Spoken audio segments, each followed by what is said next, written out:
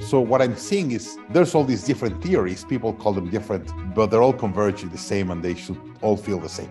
We are finalizing a theory or a term after World War II that we were globalizing and in the process of all being friends and kumbaya. And now that system, it's breaking. That system expired already. And we're rebuilding a new system. And we're deciding, and we're going to reinvent a new economic, political, social cycle. And that's kind of where we are. But if you follow what everyone has been saying, they all converge around 2030. Hi all, it's David here. Well, this week on the podcast, I'm going to let you in on a conversation, a private conversation that I had with one of my mentors recently. That's Mr. Daniel Marcus. Daniel is the CEO of the Growth Institute. Daniel has a very broad international history. He now today coaches business owners internationally, U.S. and beyond the borders of the U.S., across the Atlantic and Pacific. He has a real pulse on the marketplace. He comes from a background of finance, mortgage business, and really sees the big picture, as opposed to many of us who really only understand somewhat what's happening domestically, but how much we need to understand about globally what's happening to the world and how he sees it.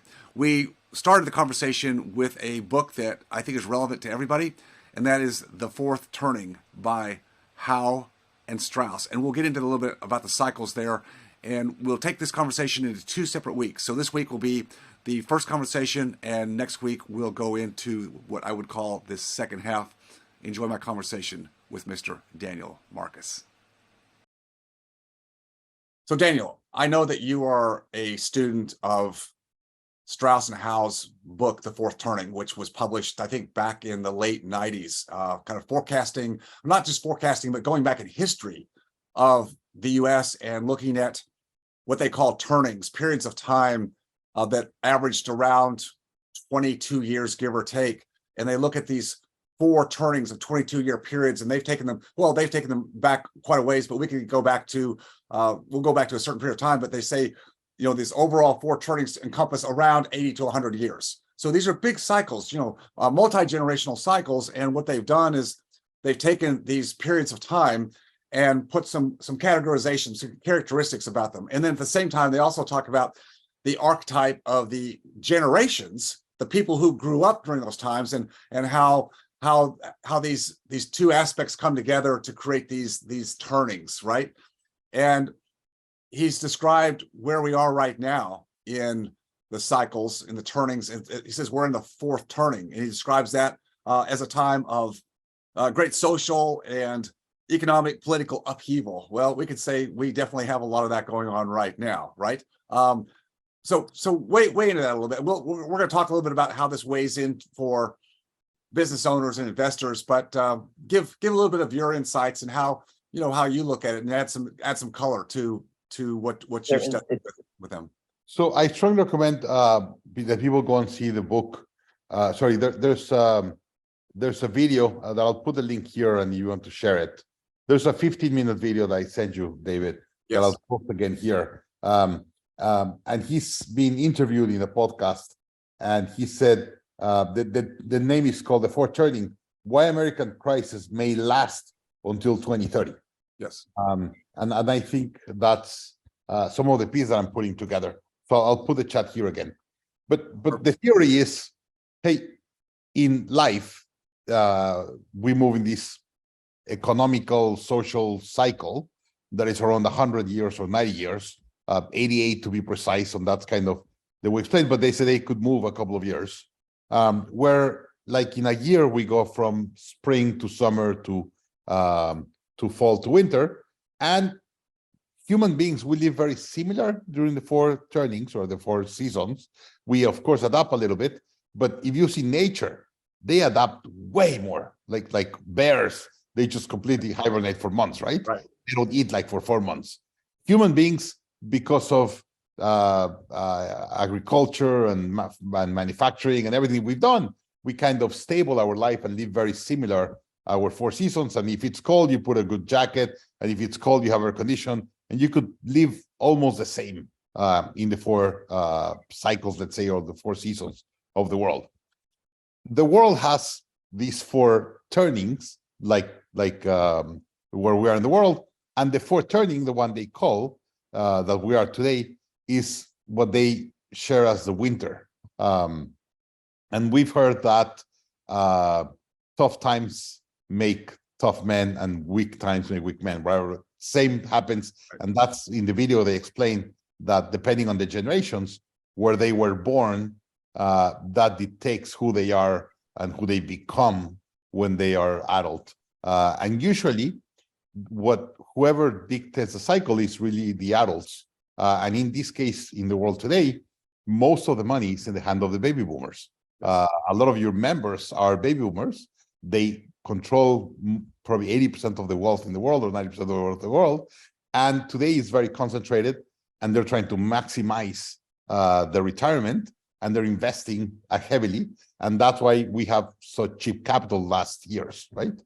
But now as we enter what they call the winter, they are expecting that as a society, we have to go into winter. And the winter is where you reinvent yourself and you rest and you think and make an analysis of where you've been, and you reinvent yourself and kind of put new priorities and new objectives in life. And that's when you start the new year. And if you put it together with Peter Seihan, The End of the World is Just the Beginning, with Pendulum, with Roy Williams, and all that, they all say the same thing. And by the way, I really believe Peter Seihan's title is the best. The End of the World is Just the Beginning. And they said the end of this world is just the beginning of the next world, right? And human beings, we cannot evolve if we don't destroy. We have to destroy and feel a lot of pain before we go to the next one. And Neil Howe, I saw an interview of, it was an interview of Roy Williams from Pendulum, from Glenn Beck. It's in the internet somewhere. We have to find it and put it here. He had an interview with Glenn Beck, and this was when Trump was in office. And he has a very similar, these 22-year cycles that we go from the we to the me, right? Yes. And when you go to the we, it tells you we're going to be talking about witch hunts. And that was one of the biggest terms that Trump was using. And in that cycle, you are saying, if you're not with me, you're against me, right? And that's when you're in the pinnacle or the zenith of the we cycle. We're exactly the same. So what I'm seeing is there's all these different theories. People call them different, but they're all converging the same, and they should all feel the same. We are finalizing a theory or a term after World War II that we were globalizing and in the process of all being friends and kumbaya and globalization and trading and everything.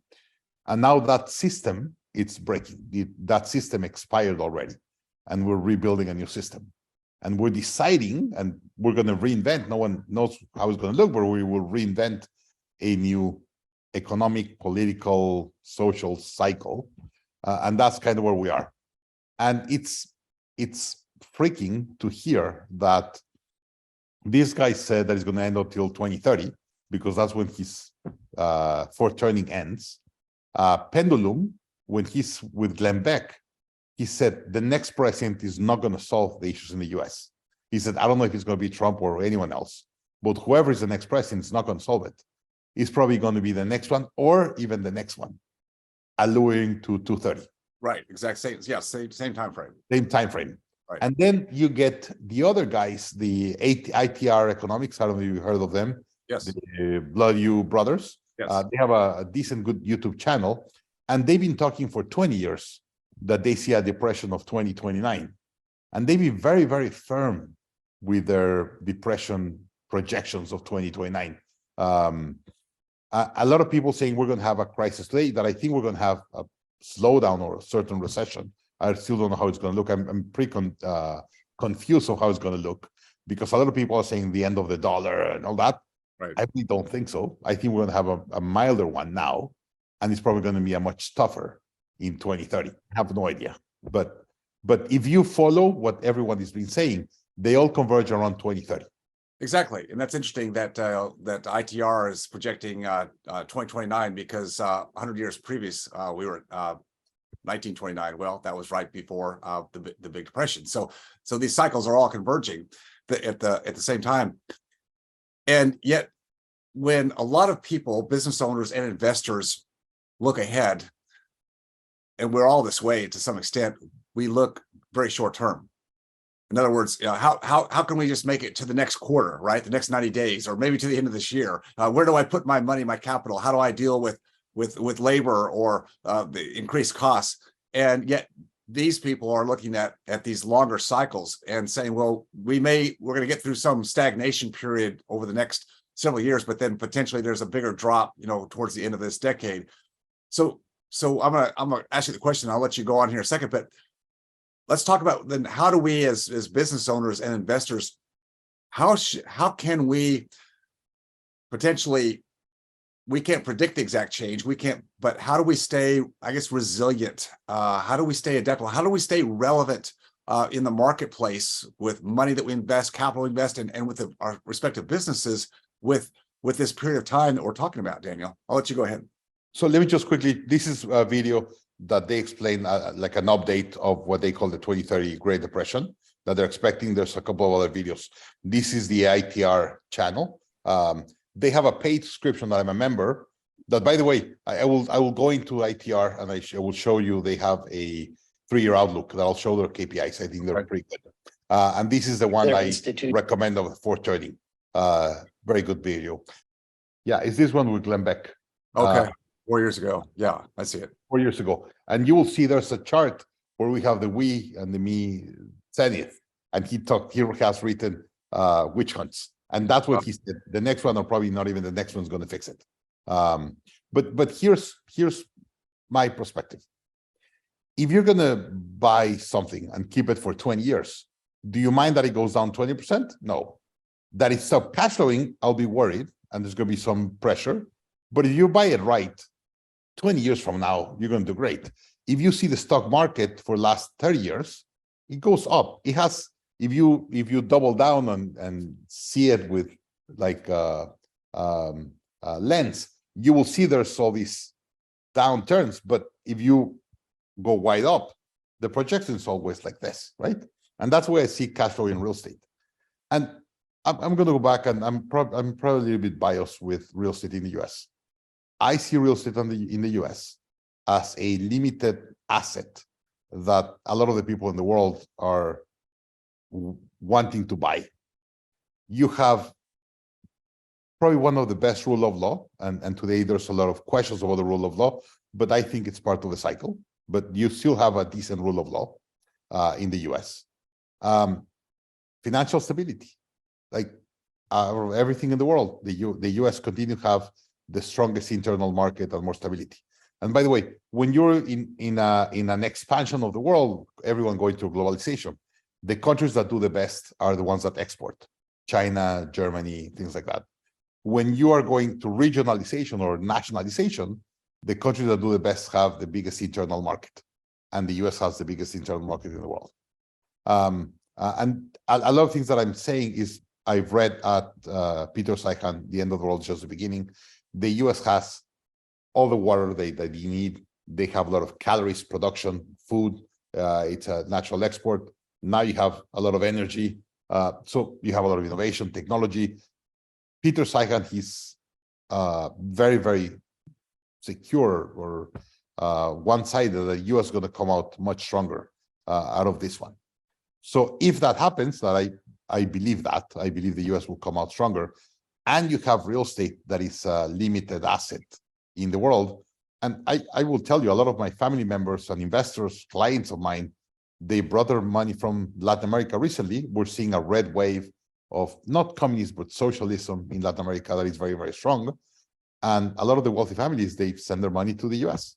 You and I have a mutual friend that brings a lot of money from China to invest in the US. And there's a lot of money of China coming into the US. Like, still, from everything out there, is the most safe, the better rule of law, the more people wanting to move into the country. Like if Japan said, I want migration, very few people want to migrate to Japan. Right. If the US says, I want migration, right, they will flood it, they could choose whoever they want. That's been a political issue that I think hasn't been handled correctly. But if the US wants to immigrate or bring the best and brightest of the world, if they raise their hand and said, this is the people that we want, they will have a waiting list to come in. So I believe real estate in the US continues to be one of the safest.